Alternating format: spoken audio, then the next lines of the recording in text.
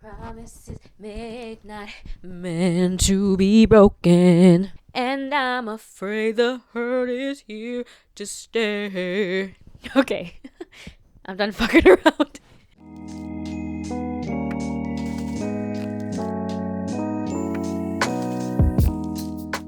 Welcome to the Library, book lovers. If you're new here, my name is Desiree, and I enjoy diving into books that challenge perspectives, spark conversations, and highlight marginalized voices.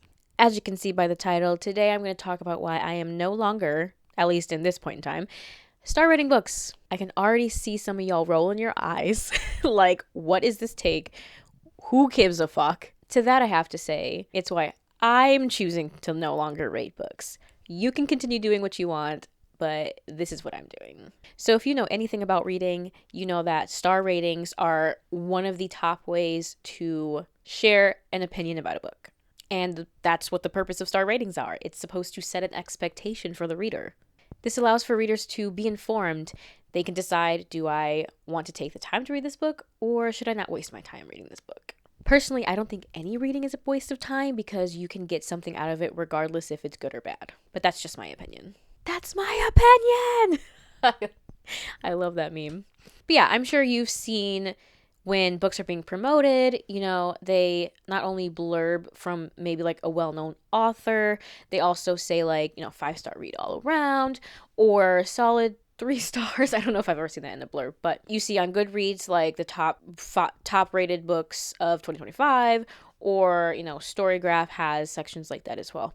The benefits of ratings is important because again, it can provide a snapshot for the reader to decide, is this a book that I want to read based off of what people are saying about it. Star ratings are also good because, again, it gives you a snapshot of, do I want to read this book or not, instead of diving into a very, in-depth, wordy review, which is some people's cup of tea. Mine, personally, I really like a detailed review.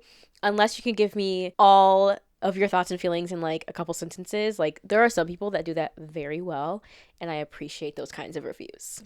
But yeah, I acknowledge and I realize that there are pros to star rating books, especially when it comes to marketing. So obviously, if there's pros, there's going to be cons. And one of the cons is that these ratings are subjective. Everyone's rating scale is different. A 3-star read for me is actually a good book. I see someone rating a book a 3-star and I'm like, okay, that was a decent book. That's how I would perceive the star rating. But for some people, they'll see a 3-star or 3-star or less, and they'll be like, that shit must be trash. And with that, so if your rating scale is 3 or below, is a bad book, or a book I don't want to put my time into, there's already, again, the preconceived idea of how the book should or will be. And honestly, it could set you up for disappointment. Another con, I think, to star rating books is this idea that a 5-star book is a high quality, top tier, perfect book that ate left no crumbs, right? Which for some people, a 5-star is that.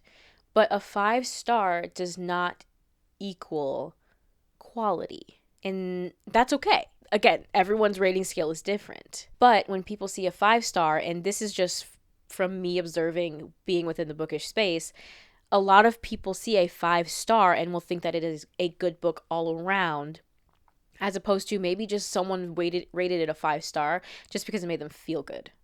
And that's a possibility. Someone else might have rated it a 5-star because the writing was amazing. The plot was great. The pacing was XYZ, right? There's so many other factors involved in rating it a 5-star for this person versus the other person. That's just like, this book made me feel good. Again, which is fine. So those are just some pros and cons that I think go along with star rating books.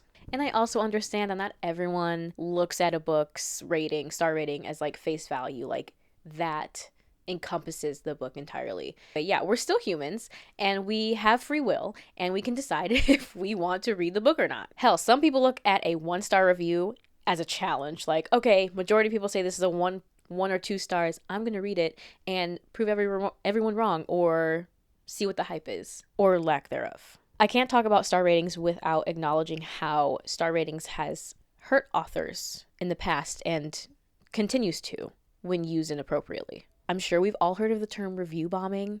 which is where someone intentionally or a group of people intentionally rates a book 1 star or lower, or just bombards the reviews and star sections with bad reviews because they don't like the author. Now, one could argue that it is warranted if an author did some heinous shit. One could argue. I'm not the one, but one could. But there have been times where people use review bombing to intentionally hurt an author's sales. Sometimes simply because that author is an author of color, i.e. Kate Corain. If you know, you know. And if you don't know, you should check out Reads with Rachel's Authors Behaving Badly video on Kate Corain. Sparks Notes version, Kate Corain created a bunch of fake Goodreads accounts to downvote another indie author's books while upvoting her book in an effort to improve her sales. Pretty shitty behavior. But a solid example of how people know the weight that ratings have on book sales and uses that to target, more often than not, marginalized authors. Now, the moment you've all been waiting for, the reason why I, Desiree, am no longer star rating books. There's really not much to it. First of all, the pressure of having to decide where on the rating scale to put a book just feels like it's a lot of pressure, okay? And despite what I put on my resume, I do not work well under pressure. And this may be a pressure that I put on myself, but I also feel like you're expected to review or provide a star rating immediately after reading, or there's this perceived idea that your rating can't change over time. Is that just me? I don't know. But it feels like that sometimes.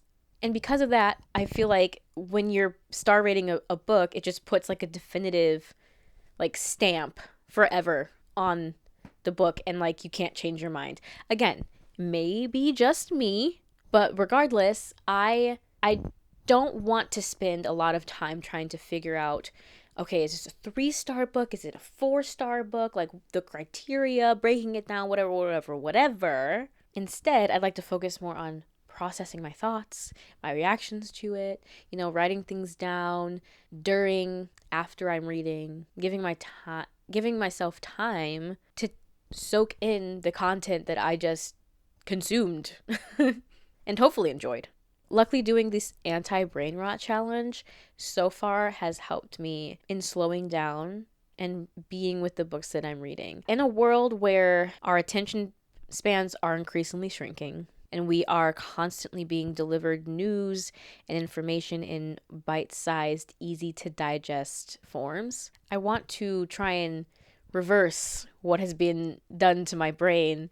And for me, I think that starts off with focusing on the depths of what I'm reading instead of trying to figure out, okay, what am I going to rate this? Like, what did I feel this book should be graded, essentially? Now, y'all are probably wondering, like, okay, and why is she telling us this? Well, this is a book channel, and I do review books from time to time, and sometimes people may expect a star rating after said review of book. And I'm here to share with you that I'm not going to do that at this point in time, and why. I also understand that star ratings are subjective, and if you star rate your books, that's fine. Like, I don't care. Kudos to you. I love when people are able to share their reviews in whatever form that they feel comfortable doing that. I'm not here to judge. Like I said, I will probably not be giving star reviews, but what I will be doing, okay, is giving you my honest and my thorough thoughts on these books that I'm reading. The bread and butter, okay, the bread and the butter. So you can decide if it's a book that you want to read or not. And honestly, my goal isn't to convince you to read a book. It's to have these conversations with you, even if you have no interest in reading the books. Maybe something in my review inspired you to research something or have a conversation with someone about a topic that came up in the book. Anyway, thanks for listening to me ramble about this. How do you feel about star ratings? Do you star rate your books? If you've made it this far in the video, first of all, thank you so much for your support. Second, please leave a book emoji in the comments. Oh, and your current read. Let me know what you guys are currently reading. Don't forget to like this video, grab yourself a library card by hitting that subscribe button, and I will see you in the next one. Bye!